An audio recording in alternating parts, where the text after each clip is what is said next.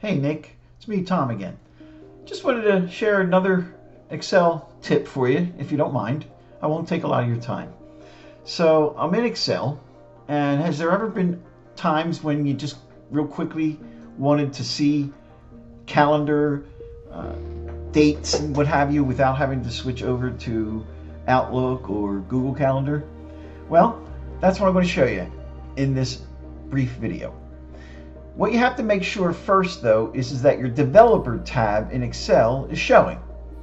If it's not, you go to File, Options, choose on the left-hand side the Customize Ribbon category, and then you have to put a check mark next to the developer command, right on that box right there.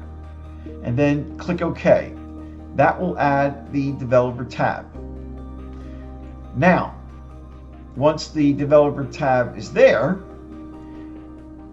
you then will go to add-ins.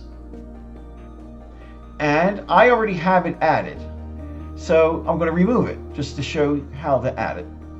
I click on these three little dots, choose remove, click remove again, and it's gone. Oh, not able to remove it. I'll try again in a few seconds. Probably if I close out of here and come back in, maybe it'll just go away after a while. But here's what you need to do. You would need to go to the store link right here, and you can actually search for anything, any kind of app. Okay, so I don't even have enough time to go into the thousands of apps, but they are broken down by category right here. So there's one for sales and marketing, project management, maps and feeds, education, so forth. I'm just going to type in the word calendar. I click on the magnifying glass, and the first one that's going to come back at the top is the one I'm going to add. I click add, I then click continue, and there's the calendar. And kind of neat. So let's say I want to put this date right in this cell address.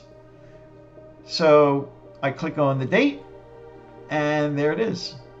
If I want to put the time, there's an icon, there should be an icon down here that has a clock. There it is. So I just click on that, and instead of typing it in, it comes right up. Now, that's not the same as the now function or the today function where it will automatically update at 12 midnight tonight. It will not. It's just basically like saving from typing it. There's a few other things that you can use with it as well. You can change the size of the calendar inside the frame. You can actually make the frame bigger if you want, or smaller. There's also this second button that will allow you to change the colors and the themes of the calendar right there. Now this allows you to change the calendar system. Not quite sure how that works, but this is how you navigate from month to month. This one is kind of nice. It shows you the week numbers. And then if you want to hide those icons, you click on the X. If you want to bring them back, click on this little gear. So I thought I would share that with you. Just something really nice that you can have when you're working on different parts in Excel and you want the calendar right there. All right, thanks for watching. Bye-bye.